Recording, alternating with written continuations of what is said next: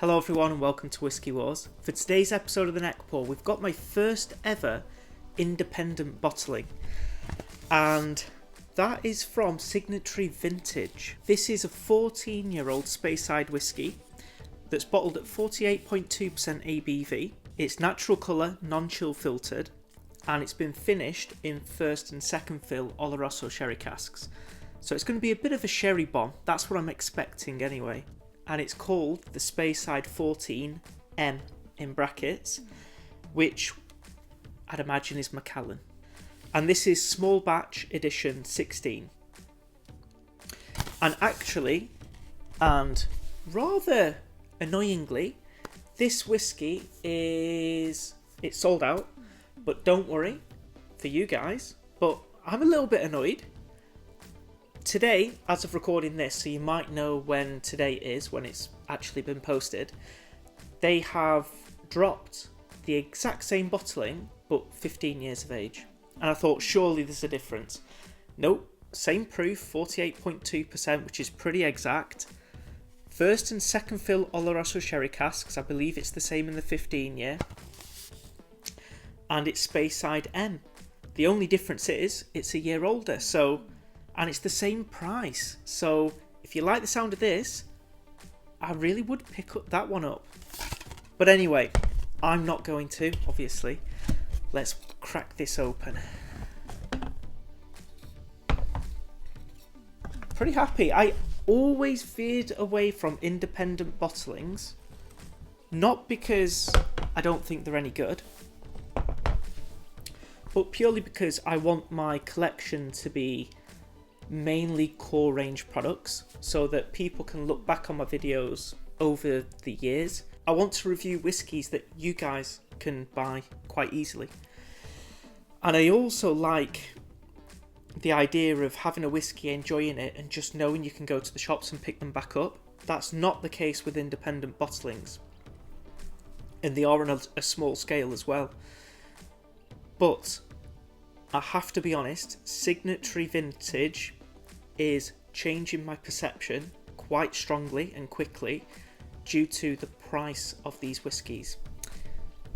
They represent very good value for money on paper, let's see, but they're very exciting to me, and as you guys know, I'm all about the value and saving a little bit of money when it comes to whiskey.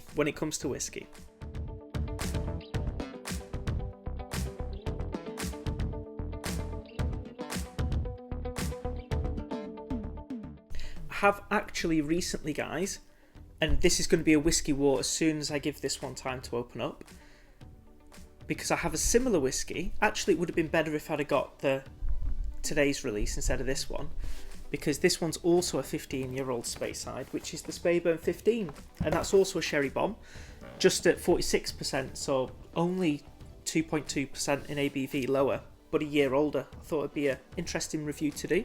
I actually reviewed this one with my girl. I got my girlfriend to record because my stand broke, and I feel really sorry for her because she was recording me for 20 minutes, and I forgot to tell her not to shoot in portrait mode, instead landscape for YouTube.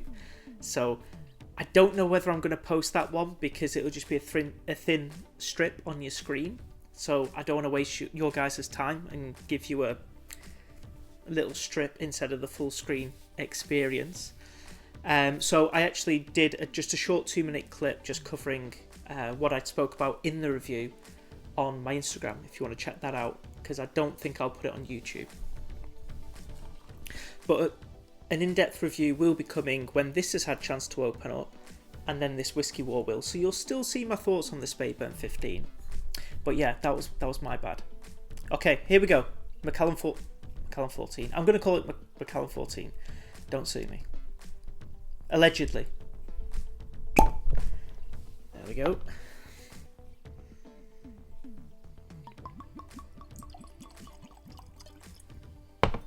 It's my first drop of alcohol in about a week. But actually, we're recording at a reasonable time now for me. This is about, actually it's 5 p.m. So, a respectable time for me. Normally it's about 7 a.m. or 6.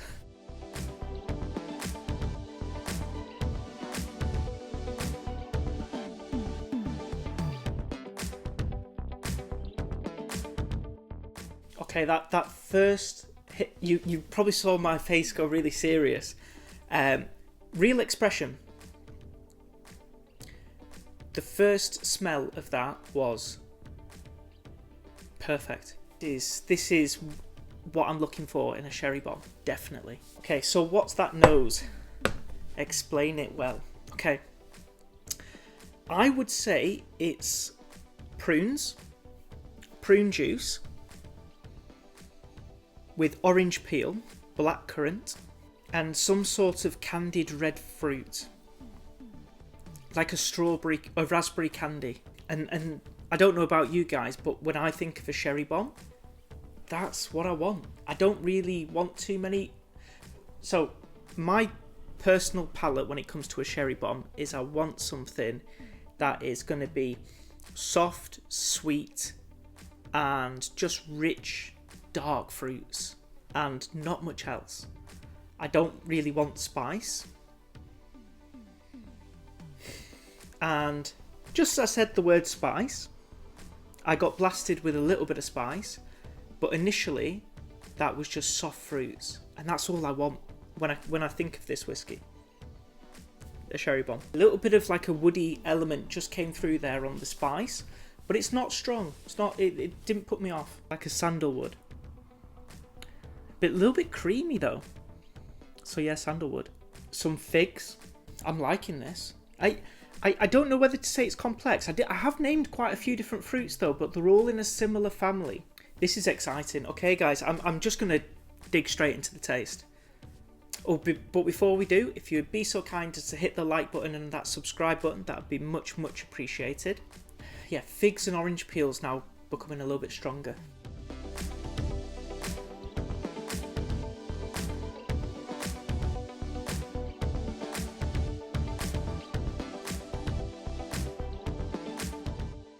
This bottling on the taste is really reminding me of Christmas, and that's a good thing.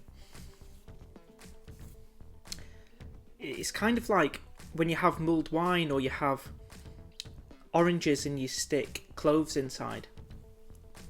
Just a lot of aromatic spices, oranges, but also some quite pronounced sherry notes, and I'm really, really excited actually.